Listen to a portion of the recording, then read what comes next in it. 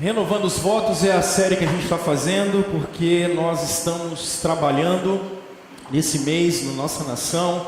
É um mês em que daqui a 2 semanas a gente vai eleger o próximo governador, os próximos deputados, senadores e o presidente do nosso país. Então a gente está tentando trabalhar com vocês algumas coisas que vão nos trazer algum tipo de norte, algum tipo de norteador para nos ajudar nesse processo. E, meus irmãos, infelizmente o evangelho que chegou no Brasil, inclusive com os nossos pais, ainda na metade do século XIX, é um evangelho advindo dos grandes avivamentos, mas a visão que aqueles puritanos da América do Norte tinham sobre a sociedade não era, e eu confesso, algo um tanto quanto adequado.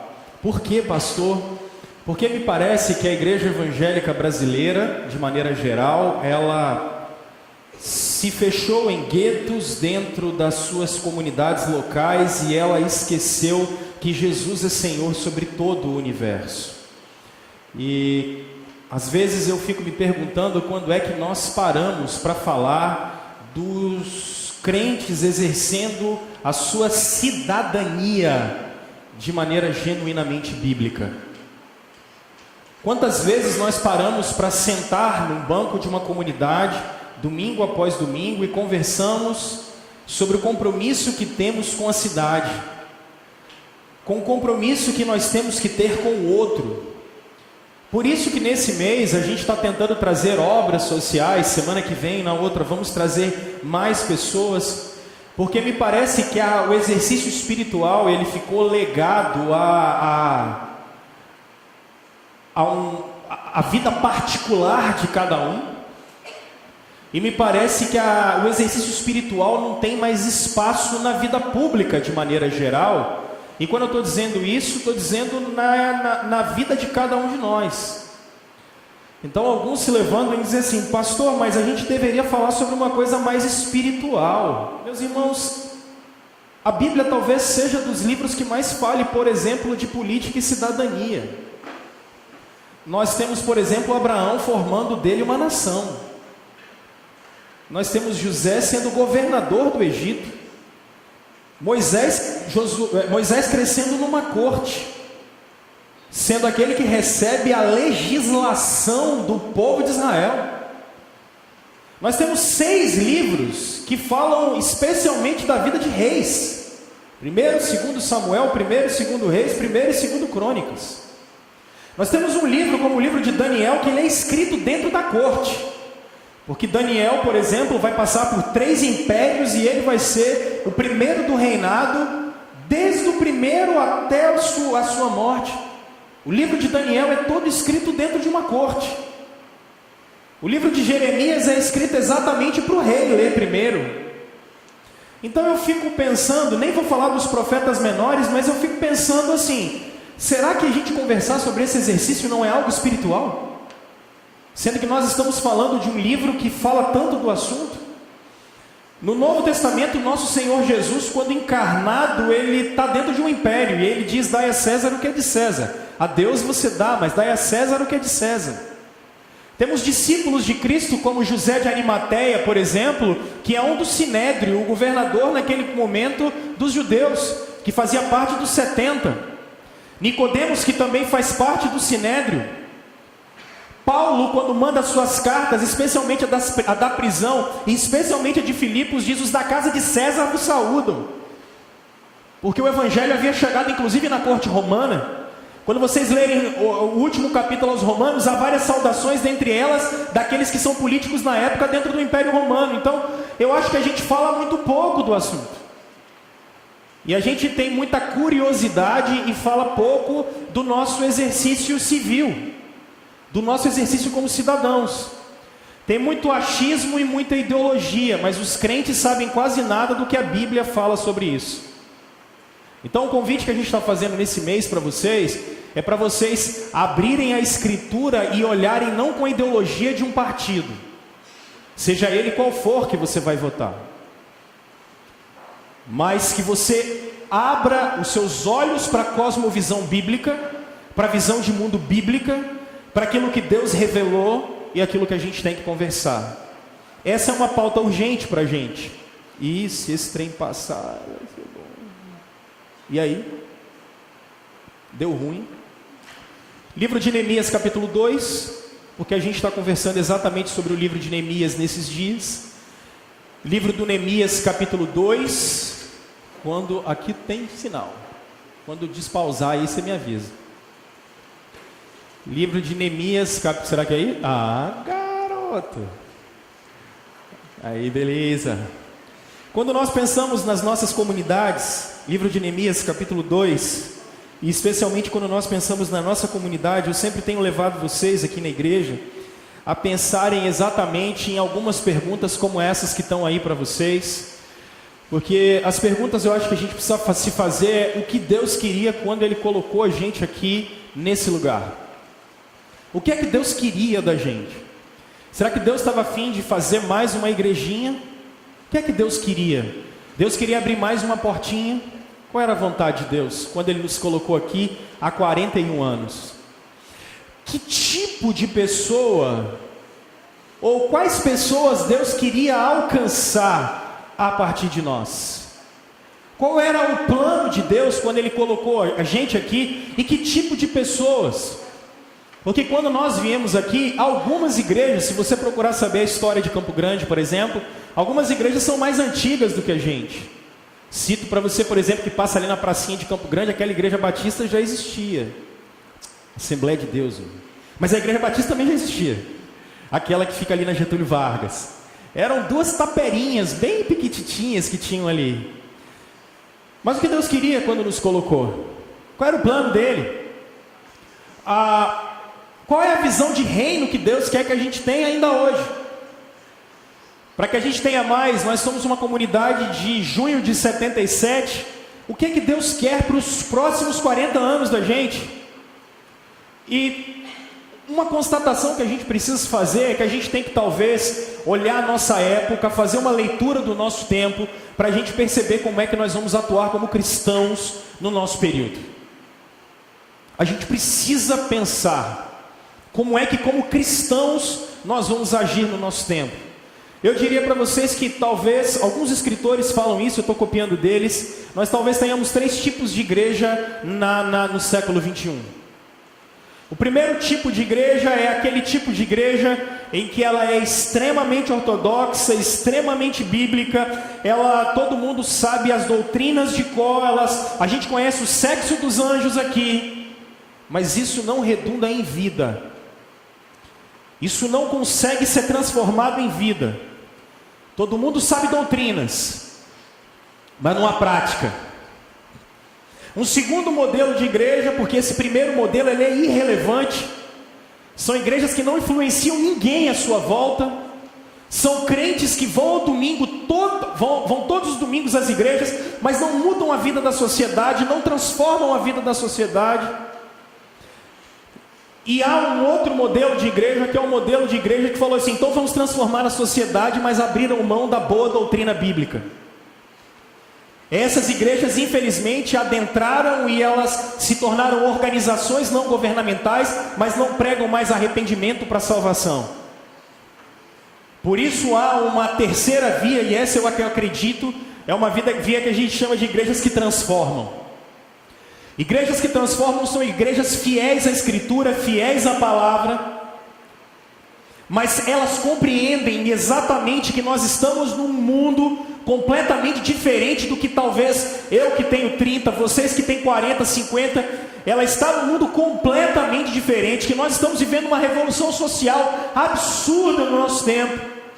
Então nós precisamos manter a firmeza doutrinária, a firmeza bíblica. Jesus é o único Salvador, a Bíblia é a palavra de Deus, mas nós estamos nesse mundo para sermos sal da terra e luz do mundo e falarmos da verdade que é Cristo Jesus, e nós vamos trabalhar para que aqueles que estão à nossa volta já vivam o reino, porque nós estamos trabalhando para que o reino seja implantado. A questão toda é como sermos relevantes no nosso tempo, e meus irmãos, o problema que nos atrapalha é exatamente o egoísmo. Nós somos egoístas. Via de regra, quando nós nos relacionamos com as pessoas, a gente quer resolver os nossos problemas. Quando nós nos relacionamos com os outros, nós estamos interessados em ver as nossas demandas sendo supridas. E isso é engraçado porque a gente sempre quer que o meu mim para mim seja realizado logo. E quando nós olhamos o reflexo de nosso Salvador, nós vemos alguém que, como Paulo diz em 1 Coríntios capítulo 9, sendo rico se fez pobre. Nós vemos nosso Salvador que, ao invés, tendo tudo, abre mão da sua glória exatamente para servir. Irmãos, como o egoísmo nos atrapalha. Como o egoísmo nos atrapalha a sermos uma igreja que faz e transforma o mundo à nossa volta e que cumpre o seu papel. Mas uma falsa visão, porque a gente tem uma visão consumidora. Percebam, irmãos, que via de regra a gente acha que o mundo existe por nossa causa. A gente acha que todos devem servir a gente. A gente acha que tudo deve estar de acordo com o que a gente acha que é correto. O mundo, se ele fosse construído à minha imagem e semelhança, ele é fantástico. Essa é a nossa visão.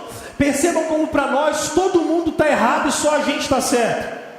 Percebam que para nós a gente tem a solução para todos os problemas do mundo e ninguém mais tem. Essa é a visão clientelista. Essa é a visão consumidora. De que estão todos no mundo para me servir e eu não sirvo ninguém. Essa é uma visão errada. Porque quando nós falamos do cristianismo, falamos de um Deus que serve. Falamos de um Deus que se encarna para negar o que é dele para dar para o outro. Mas a gente ainda tem uma falsa percepção do sentido da nossa vida. Como assim, pastor? Perceba você, e eu tenho falado muito isso, perceba você que já conquistou o mundo inteiro.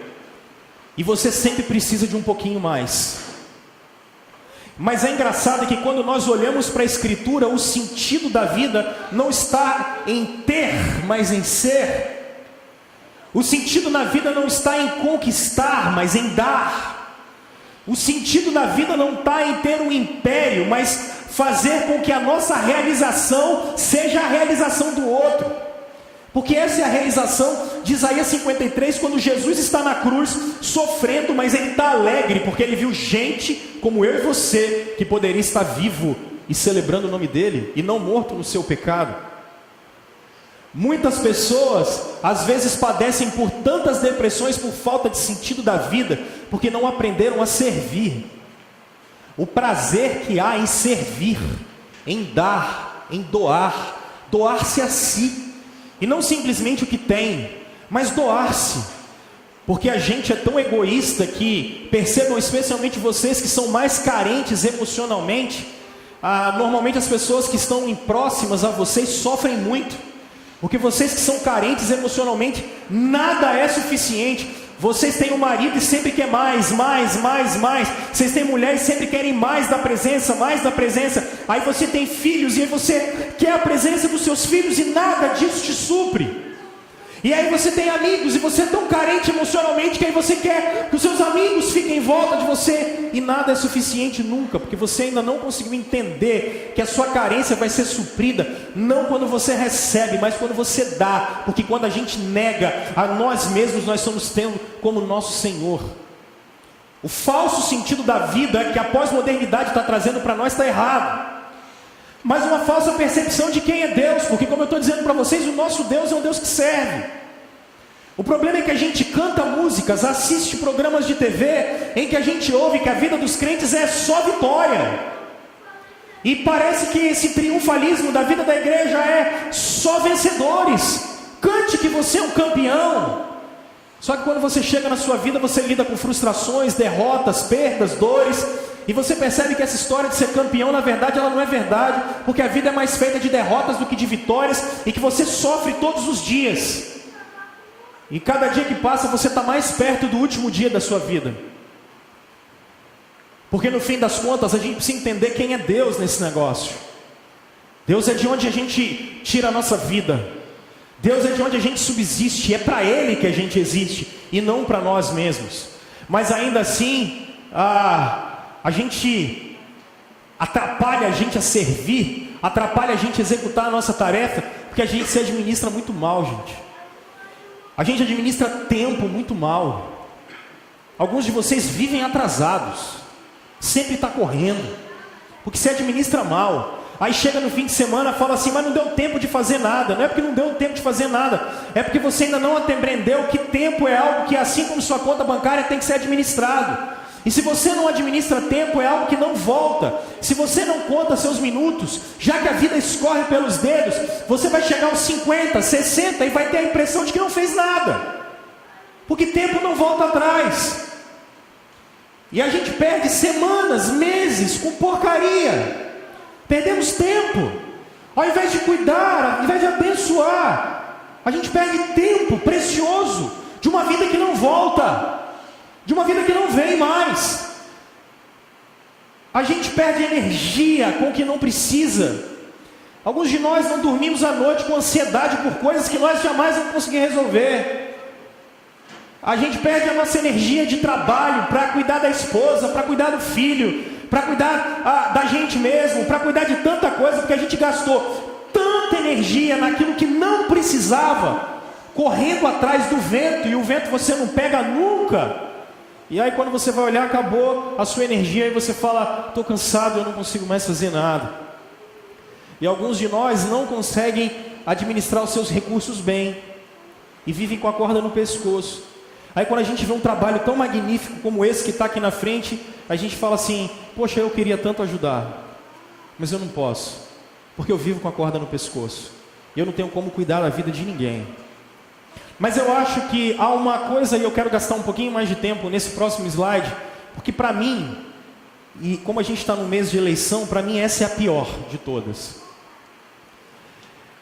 Alguns teólogos reformados têm chamado os brasileiros de idólatras do Estado, idólatras do governo, idólatras das autoridades. O que nos atrapalha às vezes como brasileiros, semana que vem eu vou trazer umas dicas de leitura para vocês, essa semana eu não consegui separar muita coisa, mas o que nos atrapalha no brasileiro, o Luiz Felipe Pondé, que é um filósofo, ele escreve um livro muito interessante chamado A Era do Ressentimento. E é um livro maravilhoso. Porque percebam como nós, brasileiros, a gente sempre espera alguém para fazer para a gente. A gente sempre espera alguém para fazer por nós. Em 2013...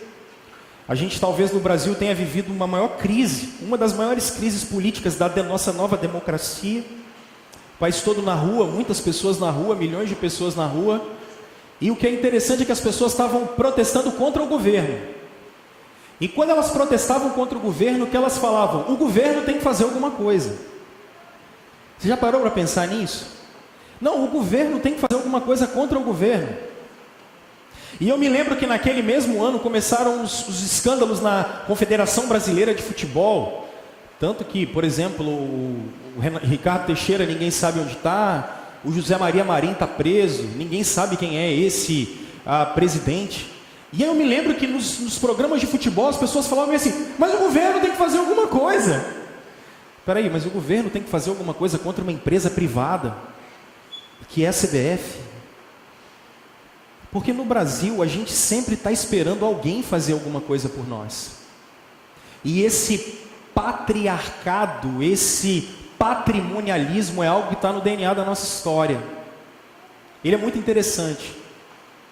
E o que acontece é que a gente sempre espera, e perceba isso, que a cada 2 anos, a gente sempre espera que o governo vai fazer alguma coisa que só Deus pode fazer. Nós brasileiros substituímos a providência de Deus pelo trabalho do Estado. Não, peraí, quem é que tem que dar saúde para o povo? Não, é o Estado. Quem tem que dar educação para o povo? É o Estado. Quem tem que dar emprego para o povo? É o Estado. Quem tem que botar rua? É o Estado. É o Estado. É o Estado. É o governo que tem que fazer tudo no Brasil. E aí você talvez está me ouvindo hoje a primeira vez, mas é assim mesmo, pastor. Quem disse? A Bíblia fala isso?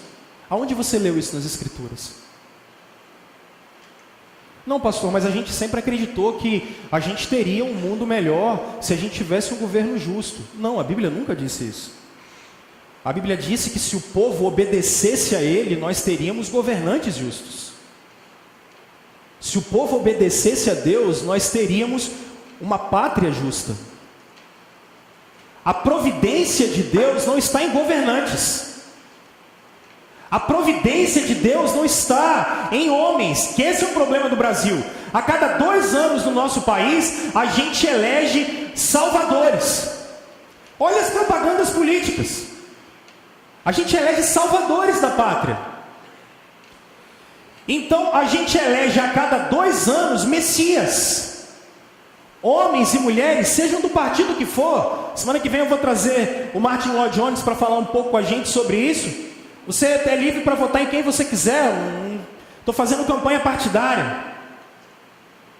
Agora a grande questão é que a providência de Deus, ela vem a partir da obediência do povo. O socorro de Deus vem a partir da obediência do povo e não do caráter se o cara é bom ou ruim. Entende? Você pode ser o melhor de todos. Só que se a providência de Deus não agir, você pode ter a melhor ideologia. Se a providência de Deus não estiver, você pode ser o melhor de todos, que nada vai funcionar, tudo vai dar errado. E sempre foi assim. Sempre foi assim. O problema é que a gente colocou homens no lugar de Deus. Meus irmãos, a solução da nossa pátria não está em quem nós vamos eleger daqui a 2 semanas. Desculpa falar isso para você. Não está. A solução da nossa pátria está na providência de Deus, e a solução da nossa pátria está no nosso Redentor, em Cristo Jesus. Se o povo se humilha diante dele, a providência chega. Se o povo não se humilha diante dele, a providência não chega. E o que é mais interessante é que a gente espera às vezes por pessoas fazerem coisas que a gente deveria fazer. Aí a gente olha os meninos aqui e a gente fala, pois é, a prefeitura tinha que fazer alguma coisa. Ela não ia chegar lá nunca. Ela não ia. Porque a Bíblia sempre trabalha, não com o Estado, mas a Bíblia trabalha com homens e mulheres que se dispõem a servir a Deus aonde eles estão.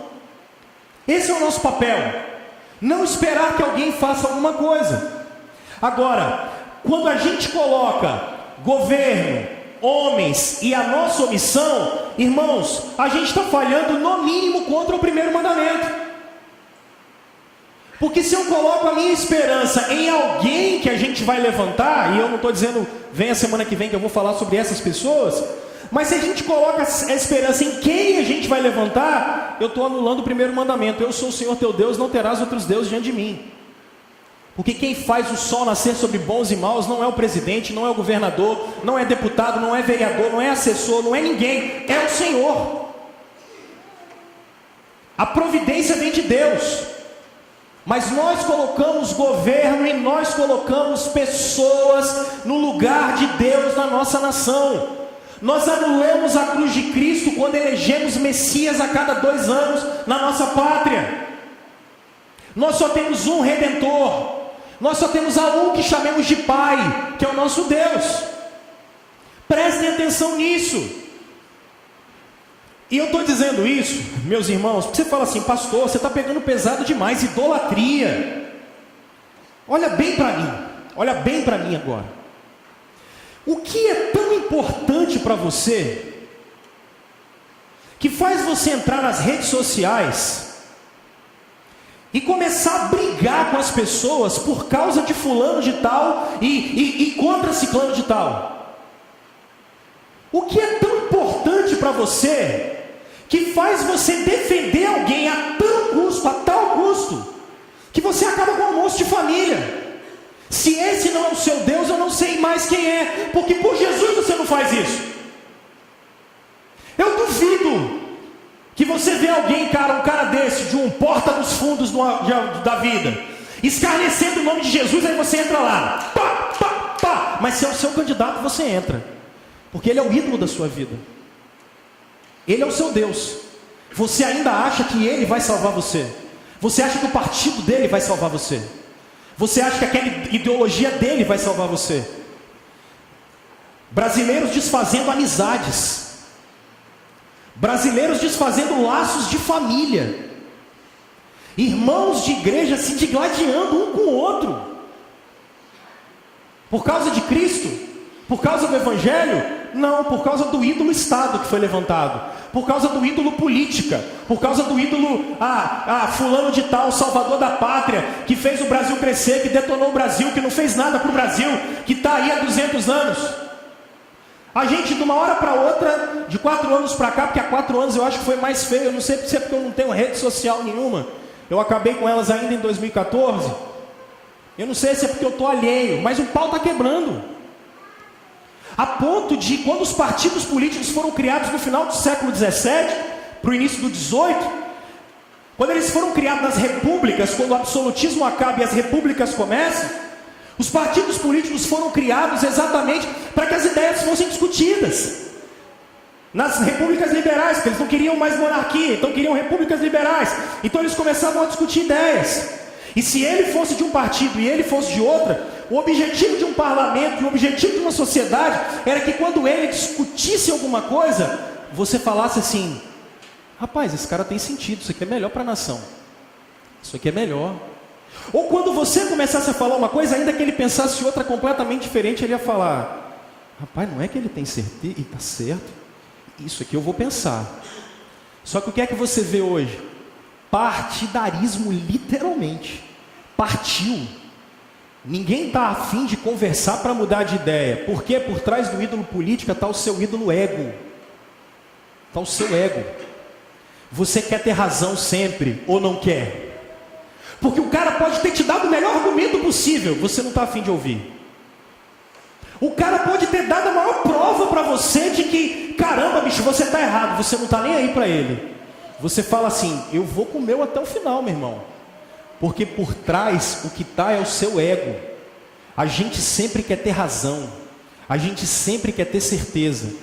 A gente não é humilde a ponto de querer mudar de opinião. E a gente pode mudar de opinião, por que não pode? Eu estou morrendo, vou morrer abraçado, qual o problema? Eu posso mudar de opinião. Só que a idolatria cega. A idolatria cega. A idolatria faz a gente ser consumido.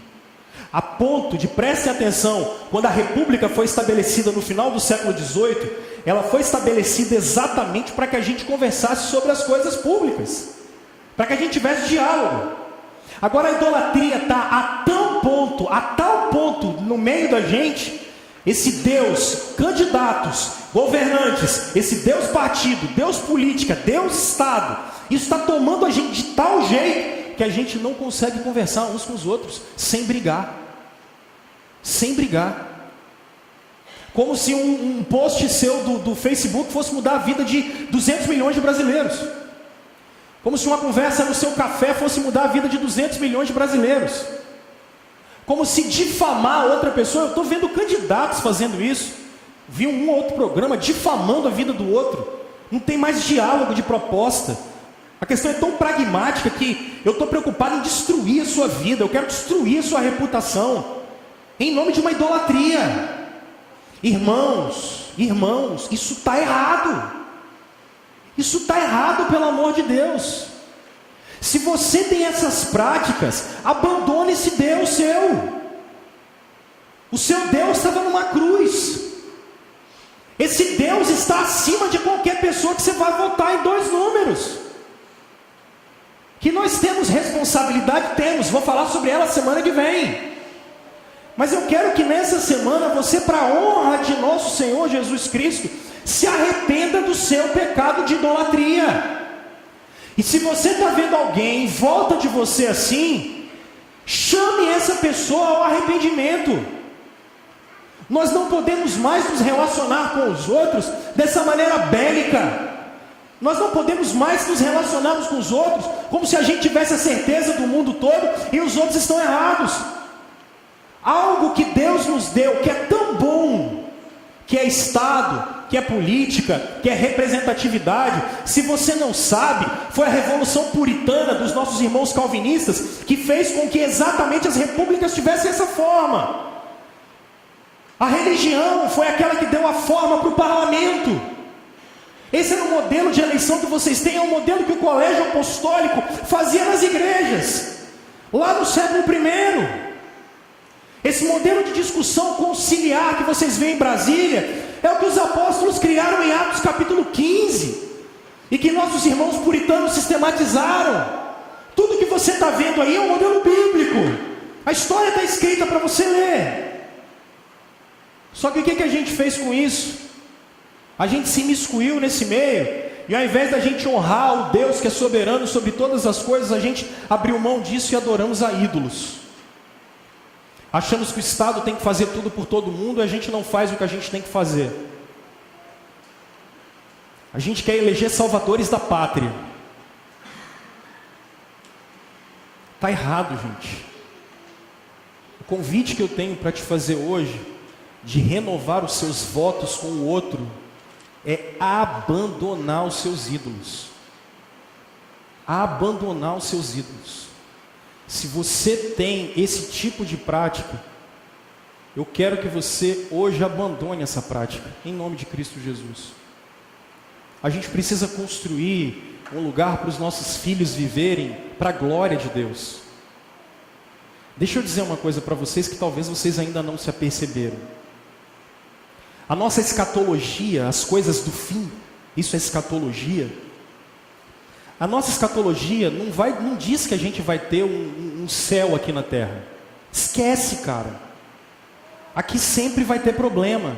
A gente pode viver um tempo bom, mas vai viver um tempo ruim. Vocês vão falar, caramba, esse cara é um bom, ele governa bem, mas daqui a pouco ele já vai fazer alguma besteira. Porque só tem um rei que vai reinar para sempre e perfeitamente quando ele voltar, cara. A representatividade do Estado é uma coisa muito boa e ela é divina. Paulo vai deixar isso muito frisado em Romanos capítulo 13. Mas no Salmo 143, do 3 a 5, a minha esperança não está em príncipes. Pastor, eu sempre pensei que idolatria fosse uma imagem. Não. O Júnior leu aqui, Colossenses capítulo 3, o amor ao dinheiro é idolatria. Assim como amar o Estado, amar homens mais do que a Deus e colocar a sua esperança mais neles do que na providência de Deus, isso também é pecado e é idolatria. Meus irmãos, eu sinceramente, eu não quero ver isso. Se você está visitando a gente, me dá uma licença, eu não quero ver isso com os membros dos quais eu sou pastor. Eu me envergonharia muito se eu visse isso com vocês. Respeite a opinião do outro. Seu Deus é Jesus Cristo. Seu Deus é Jesus Cristo. O que nos mantém vivos não é o plano real, não é o Bolsa isso, não é o do tempo dos militares lá, como é que é o nome? Não é o fiéis. O que mantém a gente vivo é a graça de Deus. A graça de Deus. Percebam que Neemias, ele entende que o problema é dele e o problema é nosso. Eu estou dizendo que o problema é nosso porque às vezes a gente terceiriza e diz, isso era para fulano fazer, ciclano fazer, Beltrano falou. Fui eu não. Ops, voltou. Fui eu? Nem sei o que eu fiz. Quando Neemias olha a situação em volta dele, olha como é que o rosto do cara fica. Você vai ler o texto bíblico em casa depois, o capítulo 2. Neemias está diante do rei. Neemias é o copeiro do rei. Ele está diante do rei, triste, porque Jerusalém, a cidade dele, está destruída. A cidade dos pais dele está completamente destruída. Triste.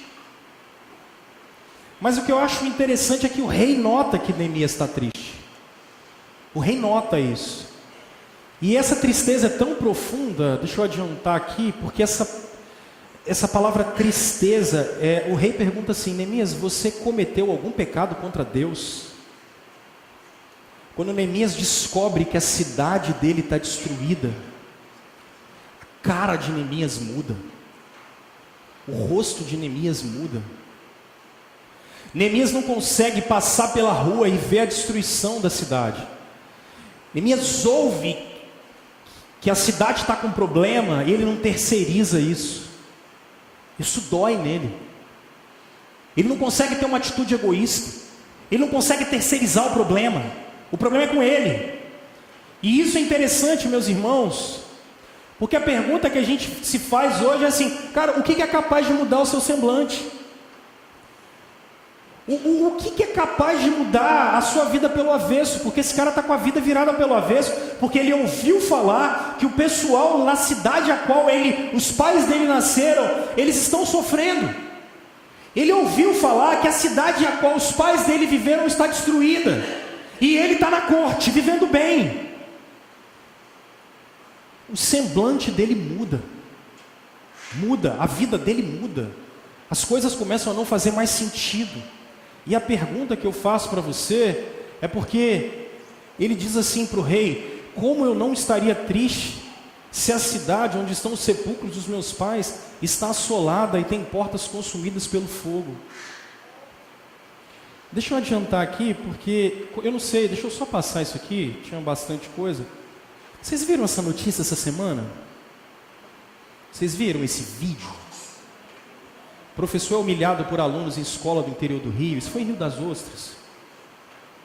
E eu li essa notícia, eu estava aqui na igreja, e eu li essa notícia, eu estava indo buscar a Aline na escola, que ela trabalha, a Aline também é professora. A Aline tem vez que trabalha em 3 lugares diferentes. E eu fiquei pensando, o que eu sentiria se eu soubesse que, cara, meia dúzia de marmanjo, com 15 anos de idade, no 9º ano, simplesmente começasse a jogar coisa na minha mulher, falar que ia matar ela.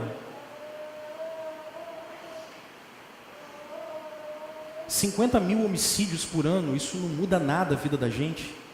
A gente ainda acha que alguém tem que fazer alguma coisa. Escola sem controle, analfabetos funcionais, meninos que chegam na universidade sem saber ler direito. A gente não sabe como. Ouvimos aqui garotos de rua. O governo não vai resolver nosso problema, gente. Esquece. Bill Hybels tem uma frase linda, quando ele diz que se o mundo tem solução, ela está na vida da igreja. Se o mundo tem uma saída, ela está na vida da igreja.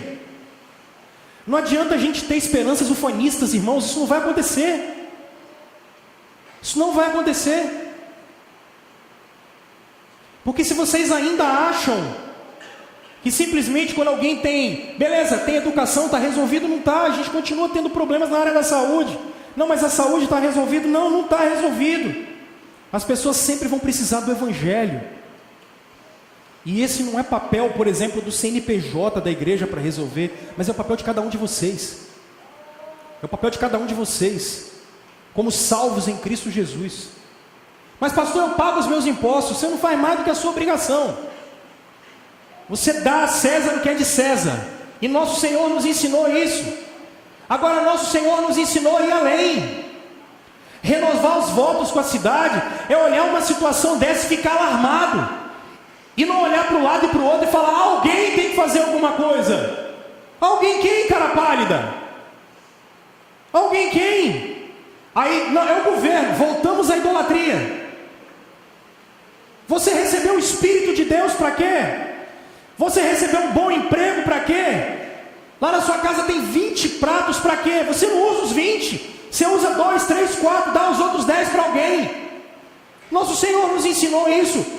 Esse é o nosso compromisso com a cidade. Neemias está na corte, mas ele não consegue viver na corte, porque a realidade da cidade dele está calamitosa.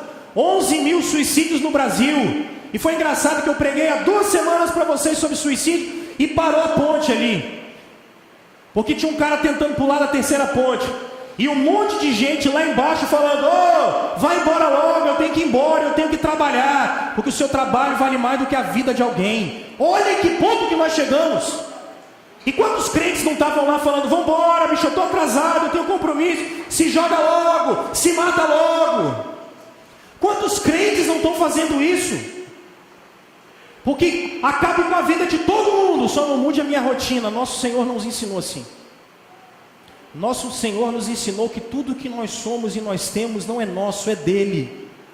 E nós só somos assim para a graça dele, para servir a ele e àqueles os quais ele quer. No Brasil, ser pobre virou categoria moral. E ser rico é pecado. Eu digo, ser rico é uma bênção. E ser pobre também é uma bênção. Porque quem é rico pode abençoar quem é pobre. E quem é pobre pode ser agraciado. Porque nós só teremos essa real igualdade, não é com nenhum sistema mundial e nenhuma ideologia, só quando estivermos no reino. Porque lá ele é tudo em todos. Prestem atenção nisso. Prestem atenção nisso. Neemias não consegue, meus irmãos, viver, porque ele entende que o problema é dele e o problema é nosso. O que está acontecendo aí é problema nosso. Não terceirize uma obrigação que é nossa. Nós não vamos salvar o mundo, gente. É impossível. Não vai dar. Não dá, porque o mundo já tem um Salvador e não somos nós. Mas a minha espiritualidade precisa desembocar no bem que eu faço àquele que está à minha volta. A minha espiritualidade, o meu exercício devocional, a cruz de Cristo tem que desembocar no exercício de cidadania. Eu tenho que ser um cidadão melhor. Eu não vou conseguir resolver o problema do mundo, mas eu preciso fazer isso. E antes que você se lance por aí, inflamado, eu acho engraçado o que Neemias faz. Ele busca a Deus, é a primeira coisa que ele faz. Porque não está na minha obra resolver o problema do mundo, mas na graça de Deus. E Neemias busca o Senhor. Enquanto ele vai conversar com o rei, eu acho engraçada essa cena. Então eu orei ao Deus dos céus. Ele vai conversar com o rei, ele está diante do rei, vai dar o vinho do rei. E na hora dele dar o vinho do rei, o rei olha e fala assim: Neemias, você está triste, o que está acontecendo com você? Ele morre de medo, o verso diz. Enquanto ele está com medo, antes de falar com o rei, você já fez aquelas orações de 5 segundos, só no pensamento? Neemias está fazendo aquela oração: Deus me abençoa agora, porque eu vou conversar com o homem. Deus me guarda agora que eu vou conversar com esse cara. Deus me ajuda aí. E ele ora. Neemias busca o Senhor. Como eu tenho falado para vocês, nós precisamos buscar o Senhor. E perceba que normalmente a nossa oração ela é sempre para Deus resolver problema que está do lado da gente. Eu queria encorajar você a falar bem assim: Deus, resolve o problema de Cariacica. Deus, resolve o problema do meu bairro. Deus, resolve o problema do nosso país. Deus, resolve o problema do nosso estado. Nós temos 14 milhões de desempregados nesse país. Senhor, resolve isso. Porque ninguém que vai chegar em algum lugar vai resolver isso não, Deus. Resolve. Levanta alguém para fazer isso. Resolve, Senhor. É engraçado que Esther, talvez um dos livros mais políticos da Escritura, dizem que na hora de que Mordecai e Esther combinam que ela vai entrar na presença de Assuero, o reino todo de judeus vai jejuar por 3 dias. Nós não somos capazes de jejuar nem meio-dia. Porque os judeus todos poderiam morrer por um decreto de Assuero naquele momento. E Esther fala com Mordecai: avisa o povo inteiro que é para ficar sem comer 3 dias. Mas nós esquecemos a prática do jejum. Pedindo a Deus pelo nosso município, pela nossa cidade, porque a gente pede por nós. A gente pede por a gente. A gente quer resolver o problema da gente. Pastor, mas no Novo Testamento precisa jejuar? Bom, o Paulo jejuava. Se ele jejuava, fica com fome também, velho. Se o Paulo jejuava, quem é você para não ficar sem comer? Mas nós esquecemos isso. Essa disciplina espiritual que Calvino praticava tanto e deixa tanto registrado para nós, a gente esqueceu. Nós esquecemos. Esquecemos de fazer propósitos com Deus. Esquecemos. Não somos mais ousados. Não fazemos mais propósito com o Senhor. Dizer: Senhor, eu vou. Paulo, por exemplo, raspa a cabeça. Se quiser. Os caras aí não vão não, né? Propósitos com Deus. Qual é o problema, irmãos? Vamos fazer propósito com o Senhor. Uma vez, antes de eu deixar a barba crescer, eu estava no seminário, eu fiz um propósito com Deus que foi muito engraçado. Eu só vivia de barba parada. Aí eu falei: Senhor, eu vou ficar 40 dias sem fazer a barba. E eu precisava de algumas respostas de Deus. E resolvi fazer isso. E as respostas vieram. Mas foi muito interessante porque naqueles dias, a Aline lembra disso, eu acho que a Elisa era muito pequenininha. E era muito massa porque, de acordo que a Barbie ia crescendo, ela ficou muito grande, né? 40 dias sem nem aparar nada. Ela ficou muito grande. Aí depois que deu os 40 dias, eu já não aguentava mais ficar com esse negócio, eu queria tirar. E eu fui com a tesoura e tal, aí foi muito interessante no final. Ela não me conhecia mais, né? Porque eu estava sem a barba. E o que isso tem a ver com o que eu estou pregando? Nada. Eu só queria contar para vocês. Porque pelo menos você não vai esquecer que você tem que fazer propósito com Deus. Era isso que eu queria fazer. Nada, isso não tem nada a ver. Faça propósito com Deus. Me lembro que eu fiz um outro. Esse aqui, eu estava só brincando, mas esse aqui é sério.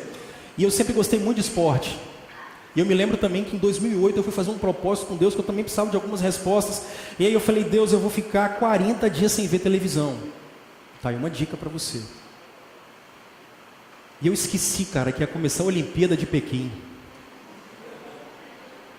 Cara, e todo mundo, eu chegava no seminário e todo mundo falava assim, pô, você viu tal, ganhou medalha tal. Eu falei, vi não, pô, eu tava dormindo, cara, não deu. Faça propósitos com Deus, cara. A gente tem que parar de ser crente morno. Faz propósito com Deus, não tem problema não é pecado nem coisa de pentecostal, isso é coisa de crente. Vá ler a Escritura e vai ver nossos irmãos o que fizeram. Olha a história da igreja reformada, nossos irmãos faziam isso. Faça propósitos com Deus. Coisas que, mas não faz doideira, pelo amor do Senhor. Faz coisas que você vai conseguir fazer. E não faz aquele, eu vou ficar 30 dias sem escovar o dente, não faz isso. E não vou fazer um jejum aqui, não vou escovar nem o dente, pelo amor de Deus, para não engolir a pasta. Tem gente que faz isso. Mas faça propósitos com Deus, gente. O Senhor está governando o universo, Ele está usando o seu povo. Faça propósitos com Deus. Isso não é coisa de pentecostal, é coisa de crente, de gente boa, de gente que tem o seu. Faz umas doideiras com Deus, faz umas doideiras com Ele, você e Ele só. Não precisa ninguém saber disso. É você e Deus. Exercita a nossa espiritualidade. Senhor, eu quero ficar mais perto do Senhor. Senhor, eu quero ver a sua ação agora, daqui a 2 semanas. Eu quero ver o Senhor agindo aqui na minha vida, na vida das pessoas. Propósitos. Mas eu ia botar aqui, eu tenho tanta coisa para falar, mas não dá tempo. Deixa eu pular. Eu acho assim, uma frase do Sérgio Queiroz que é maravilhosa. O Sérgio diz assim, Deus não precisa de dinheiro, gente. Mas Deus quer pessoas com coração no coração dele. É isso que Deus quer. A gente precisa buscar o Senhor para o nosso tempo, para o nosso período, para o nosso momento. Buscar o Senhor. Buscar o Senhor. Uma outra coisa que a gente precisa ter é disposição. Pastor, como assim disposição? Olha como é que Neemias vai falar com o rei. Se é do agrado do rei, e se o teu servo acha misericórdia em tua presença, peço-te que me envies ajudar a cidade dos meus sepulcros, dos sepulcros dos meus pais, para que eu a reedifique. A pergunta é, isso aqui era problema de Neemias? Neemias tinha alguma coisa a ver com isso? A expressão aqui dos nossos pais é a mesma de Neemias 1, verso 6, quando ele faz a oração a Deus. Ele diz, Senhor, nós, eu e meus pais temos pecado. Neemias está falando especialmente, os comentaristas dizem, dos reis de Israel que não obedeceram ao Senhor, que não foram como Davi, por isso Deus exterminou a nação. Ele está dizendo, eu quero reedificar a história dos meus... Porque Neemias mostrou desprendimento, gente. Eu acho que assim, é a gente mostrar desprendimento. Para abençoar as pessoas que estão à nossa volta, para cuidar de quem está na volta da gente. Olha o que Lutero dizia. Essa frase de Lutero é maravilhosa, quando ele dizia assim, ainda que o seu trabalho seja de um lavrador de pratos, ou de um menino que cuida do estábulo, a sua vocação é divinamente indicada, tão sagrada quanto a de qualquer pastor ou oficial da igreja. Jesus chamou todos vocês, gente, não para esperar a atitude de alguém, mas para que vocês tenham disposição de doar tempo de vocês. Vou continuar aqui. Neemias é um cara que tem conhecimento e ele sabe o que ele precisa para fazer a obra. E eu acho interessante que Jesus diz assim, né? Qual de vocês, desejando construir uma torre, primeiro não se assenta para calcular o que vai gastar? Neemias, quando vai sair para poder ajudar alguém, e ele entra na cidade de Jerusalém, e isso é muito interessante, porque ele pede ao rei exatamente aquilo que ele vai precisar para executar a obra. E ele não faz só isso, ele pede as cartas para poder agir dentro da legalidade. E quando ele passa andando pela cidade, ele só vê zorra, só bagunça, só destruição. A pergunta que eu te faço hoje é: quando a gente passa pelas nossas cidades, pelos nossos bairros, o que é que a gente vê? O que é que lá na sua rua está precisando de mudar? O que é que ali em volta, na sua comunidade, está precisando de mudar? Por exemplo, eu venho para aqui todos os dias nessa igreja.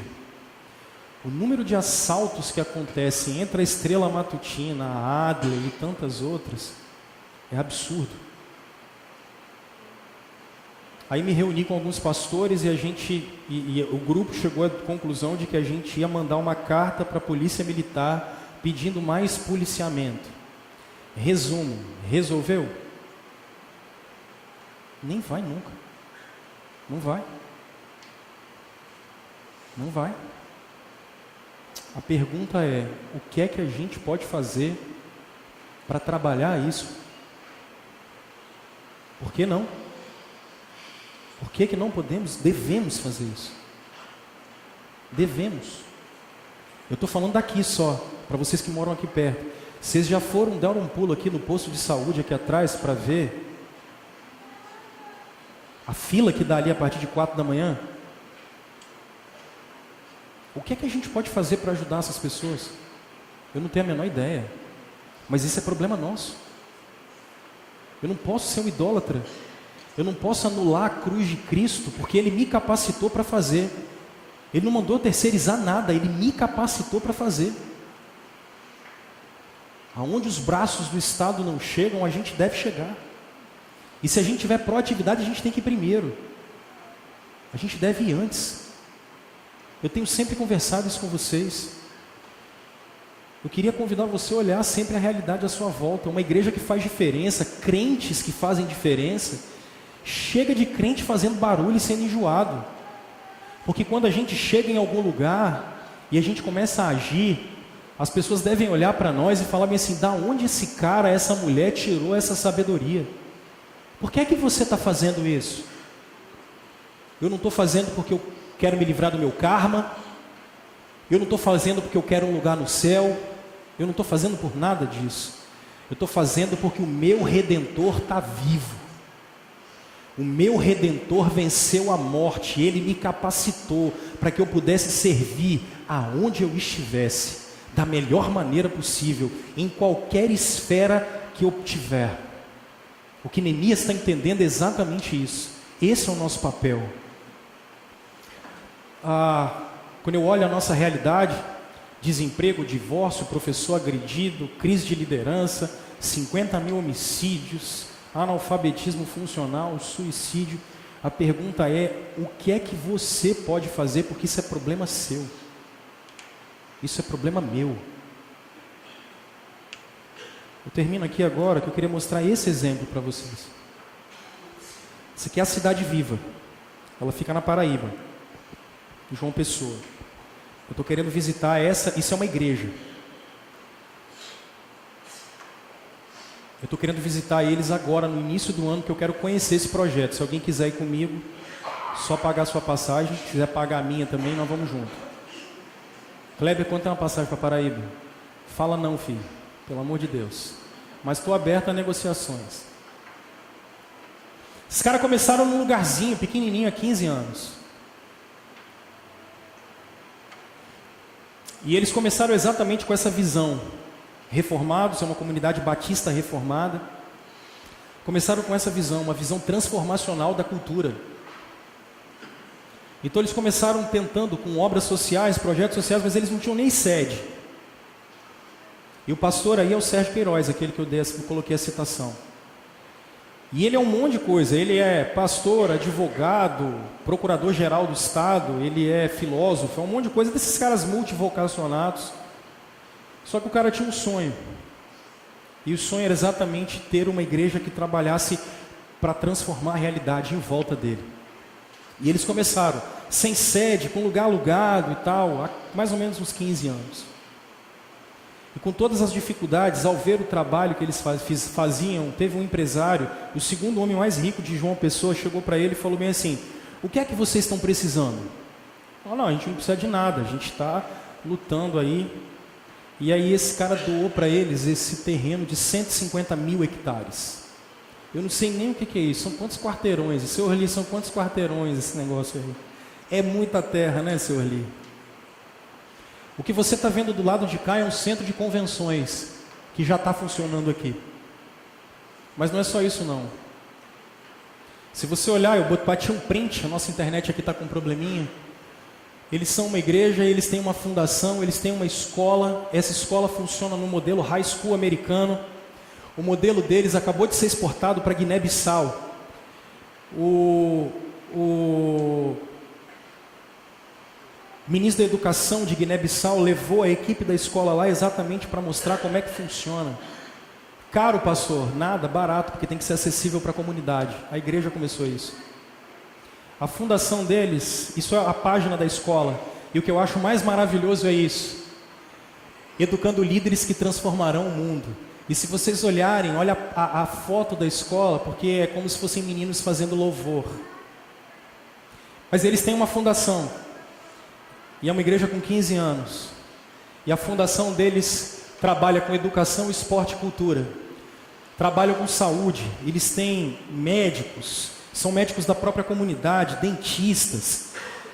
Eles têm um trabalho de recuperação de drogados, que os caras fazem um projeto com eles, os caras ficam dentro dessa sede 21 dias. 21 dias. Apoio das famílias, geração de emprego e renda. Por quê? Isso é chifre maravilhoso, gente. Aonde uma ONG vai buscar dinheiro? No poder público? Eles falaram: não, a graça não nos ensinou isso. Então eles criaram empresas, startups. E essas empresas, o lucro que elas geram, eles investem na fundação. Eu achei isso maravilhoso, cara. A própria igreja tem empresários, eles criaram empresas, geram emprego, e o emprego que eles geram, eles reinvestem todo o lucro das empresas no projeto social da igreja, que mantém tudo. Olha que coisa maravilhosa. Porque eu estava conversando com o Sérgio sobre isso, e ele dizia para mim: Rômulo, o Estado brasileiro é muito pesado, a gente não pode, nós somos reformados, a gente não pode esperar o governo. E eu concordo com ele, Calvino fala isso para nós mesmo. Então a gente resolveu trabalhar para fazer isso. Empresários da igreja se juntaram exatamente para montar empresas, e essas empresas geram emprego, e todo o lucro que eles têm, eles reinvestem na própria fundação. Mas não só isso, a escola deles, porque eles têm valores cristãos, meninos de 3ª, 4ª, 5ª série, estudam o catecismo de Westminster, leem livros de cosmovisão reformada, meio ambiente, ética, direito e cidadania. Eles têm pastorais carcerárias. E o que é mais interessante é que eles estão investindo em cultura, e o sonho deles é levar um espetáculo da Broadway para a igreja lá, para o centro de convenções, exatamente para o povo perceber que Cristo também muda a cultura. Começaram como? Muito menores do que nós. Muito menores. Mas são irmãos que estão entendendo que precisam renovar os seus votos com a cidade. É problema nosso. Só que qual é o problema? A gente sempre espera alguém para fazer alguma coisa por nós. Irmãos, sonhem alto. Sonhem com a glória de Deus. Sonhem com o nome de Cristo. Sonhem com a glória de Cristo invadindo cada cidade. A gente cantou aqui: o vento vai. Sonhem com a glória de Cristo. Sonhem alto para a glória de Deus. E realizem alto para a glória de Deus. Jesus está vivo. Ele está governando. E aí a última coisa que eu falo é essa: Neemias convoca todo o povo de Jerusalém para ajudar ele. Associem-se. Associem-se. Uma pessoa sozinha não consegue, mas várias pessoas juntas conseguem. Neemias vai se associar, ele diz: vocês estão vendo a miséria que está Jerusalém, assolada, as portas queimadas, vinde depois e vamos junto reedificar. Profissões diferentes, só que uma causa só. Pessoas diferentes, mas uma causa só. Nós ainda vamos trazer mais 2 obras sociais aqui nos próximos 2 fins de semana. Você pode se associar aos meninos aí, ó. Ajude. A gente vai trazer mais 2, ajude. Algumas já funcionam, ajude. Pastor, eu quero montar uma, que você monte. Não espera que eu faça. Porque para eu preparar um sermãozinho desse me deu uma trabalheira danada. E eu tenho umas outras coisas para fazer também que eu já invisto. É você. É você. A Escritura mostra isso para nós. Menos comodismo, menos egoísmo, mais serviço que gera resultado para a cidade. A igreja está inserida aqui.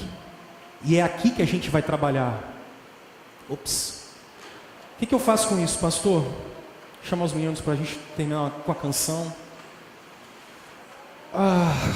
Qual é a agenda de Deus para a nossa cidade? Estou dizendo para a nossa cidade, estou dizendo até mesmo para a Grande Vitória, para o Espírito Santo. Qual é a agenda de Deus para o nosso tempo? Qual é a agenda de Deus para o nosso tempo? A gente está vivendo um problema sério, por exemplo, dentro das escolas. Nossos filhos com ideologia de gênero e tantas outras coisas. O que é que vocês, profissionais da saúde, podem fazer para formar gente boa? Para brigar com os outros, não. Não precisa brigar com ninguém, não. Mas para discutir isso com um argumento bíblico. Falando disso com sabedoria. Qual é a agenda de Deus para o nosso tempo? O que a gente pode fazer para trabalhar, para transformar essa realidade em volta da gente? O que a gente pode fazer? Por que a gente não se junta com gente boa que já está fazendo coisa boa? Ou a gente junta 2, 3, 4 aí e entende que o problema é com a gente, porque nosso Cristo é Senhor do Universo. Romanos capítulo 8 diz que a criação está esperando a volta dele. E se ele diz, venha ao teu reino, uma das implicações de venha ao teu reino é que a igreja é responsável para avançar o reino de Cristo nessa terra. Enquanto a gente abençoa a vida das pessoas, a gente ora por elas e fala do Evangelho, fala daquilo que realmente vai mudar a vida delas. Você que talvez hoje pense assim, poxa, eu não estou fazendo nada. Eu queria te convidar a se arrepender da sua omissão, porque eu tive fome e não me deste de comer. Eu tive sede e não me deste de beber. Eu estava nu e vocês não me vestiram. Preso e vocês não foram me visitar. Eu queria convidar você a se arrepender. Eu queria convidar você a se arrepender também se por acaso você tem sido um idólatra, esperando sempre que alguém faça no seu lugar, acabando com amizades, com relacionamentos, sendo um idólatra, literalmente. Eu queria te convidar a se arrepender, pedir perdão a Deus e sair daqui com a certeza de que você vai ter uma postura diferente, que você vai ser diferente, porque nosso Cristo na cruz, Ele não estava aqui para a gente ficar brigando com ninguém. Por fim, eu queria te convidar a tomar uma atitude, cara. Sai daqui com o compromisso de que nosso Cristo está reinando e que você vai se engajar na transformação da nossa cidade.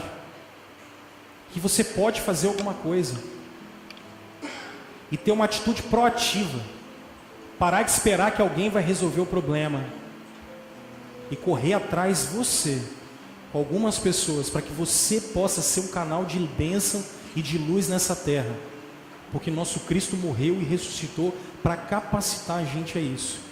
Esse é o exercício da espiritualidade cristã.